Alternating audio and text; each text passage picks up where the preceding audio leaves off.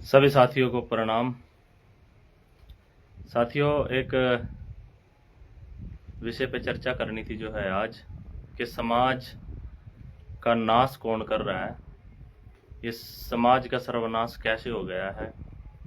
जो मेरी समझ बनी है उस पे मैं आपके साथ जो है अपनी बात रखूंगा कि क्यों जो सज्जन व्यक्ति हैं वो आवाज़ नहीं उठाते, आवाज़ क्यों उनकी दबाई जाती है, सच्चे लोगों की, ईमानदार लोगों की क्यों सुनवाई नहीं होती है। एक बार क्या हुआ साथियों कि एक हंस का जोड़ा था, वो जो है भ्रमण के लिए निकला था। और जब वो जा रहे थे, जाते हुए उनको शाम हो गई रास्ते में, तो उन्होंने विश्राम करना चाहा। दोनों पति पत्नी थे, हंस और हंस की पत्नी।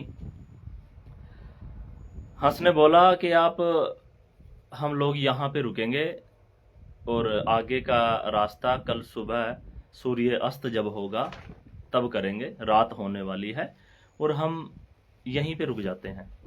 रास्ते में वो एक गांव में रुके।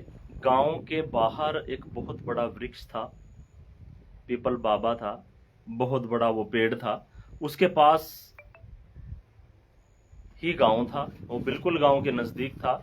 और उस पर वे रुक गए रात बिताने के लिए, हंस और हंस की पत्नी दोनों बैठ गए। जब वो बैठे तो थोड़ा थोड़ा सा जो है वो सूर्यास्त होने के बाद जो थोड़ा थोड़ा सा चांदना होता है, जो वो समय होता है ना, उसको हमारे यहाँ झोल भोला बोलते हैं कि झोल भोला सा हो गया है। मतलब ना तो रात है और ना ही दिन है, वो बीच का जो समय है। तो हंस और हंस की पत्नी जब वृक्ष के ऊपर बैठे रात बिताने के लिए, तो उन्होंने देखा कि गांव में जब दिख रहे थे घर उनको, कि गांव तो उजड़ा पड़ा है, गांव में नाश हुआ पड़ा है, ये कैसे हो गया। तो हंस बोला कि भगवान चुप चुप हो जा, जिसने गांव का नाश किया है वो पास में ही बैठा है। पास में बैठा था उल्लू।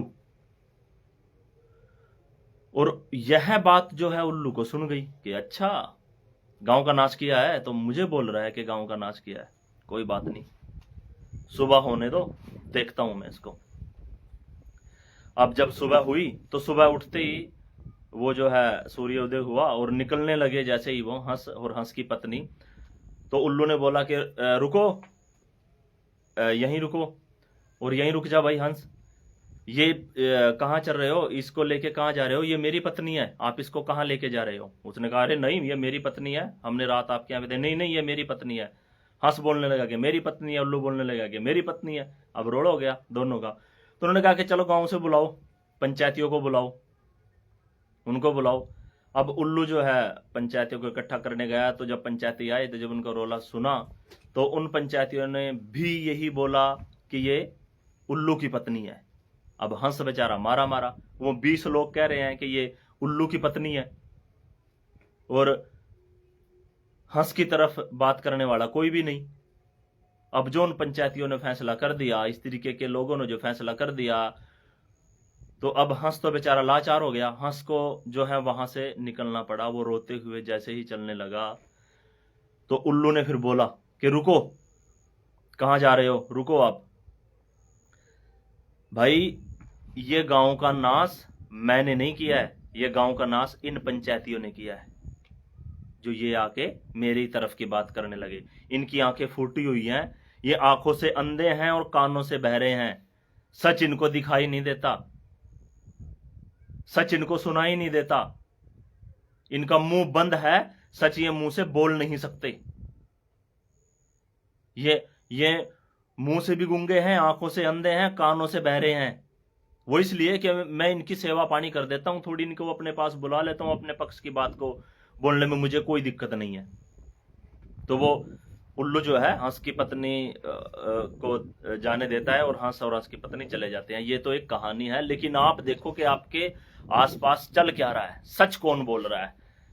क्या इस तरीके के फैसले होते हैं? क्या आपके गांव में, आपके कस्बे में जो पंचायत होती है, क्या वहां पे सच बोला जा रहा है?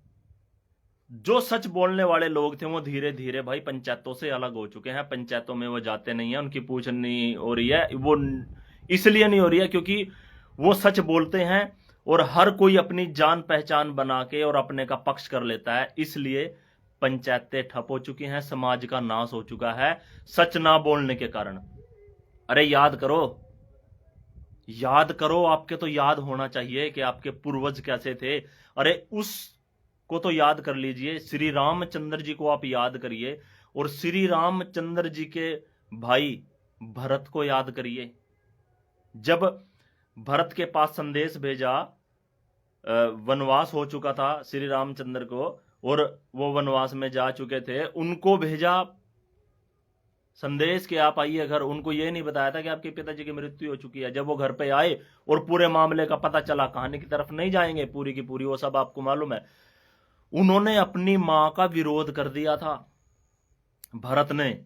भरत राजा बनने वाला था, भरत ने राजा पद स्वीकार नहीं किया। सच उन्होंने स्वीकार करना शुरू किया और माना कि भाई मेरा भाई भी ये समझ लेगा कि मैंने राजपाट के लिए ये करवाया है, मैं ऐसा नहीं करूंगा। अपनी मां को उन्होंने जो शब्द बोले थे कि मैं आपको मां कहूंगा ही नहीं, आज के बाद मैं आपके कक्ष में नहीं आऊंगा, आपका मैं परित्याग करता हूं मां के पद से। अरे सच के लिए तो भाई, नहीं तो भरत क्या नहीं कर सकता था। सीखिए ना भाई उनसे।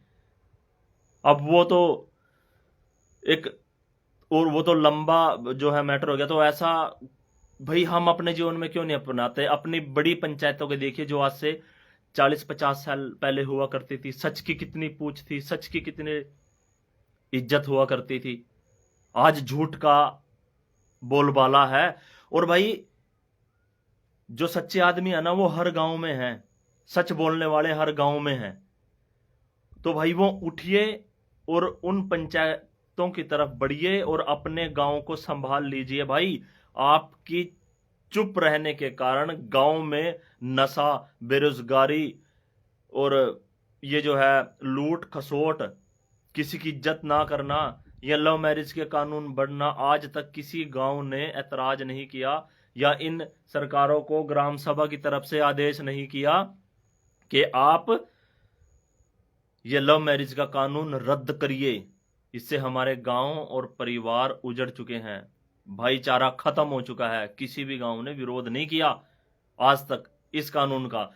मैं आपको सिर्फ इतनी ही बात कहना चाहता हूं कि दोस्तों, मेरे मित्रों, सच को बोलिए भाई, सच बोलिए ना। आप सभी को भी जाना है यहां से, मुझे भी जाना है और जो आने वाली हमारी पीढ़ियां हैं उनको भी जाना है। सभी जाएंगे यहां से और जा भी चुके हैं भाई। क्या लेके वो गए हैं? वो सच बोल के गए हैं और सच की ही आखिर में जीत होती है भाई। आप लोगों ने क्यों सच बोलना छोड़ दिया है? क्यों आप सच नहीं बोलते? किसके लिए सच नहीं बोलते? कि मेरी बेइज्जती हो जाएगी, मेरा वो सम्मान नहीं कर पाएगा। आप पर्सनली सोच के देखिएगा, अगर मैंने सच बोल दिया और 20 आदमी झूठ का बोलबाला कर रहे हैं तो मेरी इज्जत नहीं रहेगी। आप ऐसा मत सोचिए, आप सच को बोल दीजिए भाई। वो 20 लोग भी कहेंगे कि उनमें तो हिम्मत है नहीं बोलने की। अब उनमें हिम्मत नहीं है तो आप बोलोगे तो आप उनमें हिम्मत पैदा करोगे भाई। सच बोलने की ताकत होनी चाहिए, सच बोलना सीखिए और सच की ही ये लड़ाई है। तो भाई मेरा जो साथी सुन रहे हैं, जो साथी देख रहे हैं, अपने अंदर झकझोरिए अपने आप को और ये पूछिए अपने आप से कि आप जो कर रहे हो वो किसके लिए है और जो करोगे वो किसके लिए है और आने वाले समय में उसका परिणाम क्या होगा। सच से मत भागिए ना दोस्त, सच तो सच होता है। जो साथी इस वीडियो को देख रहे हैं वो पंच हैं, सरपंच हैं, मेंबर हैं, साथियों किसके लिए आप झूठ के पीछे लगे हुए हो? मत लगिए ना। एक छोटे से लालच में आप अपने स्वार्थ के लिए किसी का बहुत बड़ा नुकसान कर जाओगे। आपको यह बात समझनी पड़ेगी।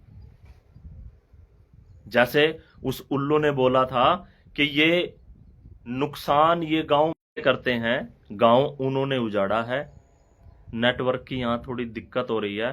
तो आज के लिए इतना ही, फिर मिलते हैं अगले वीडियो में। धन्यवाद।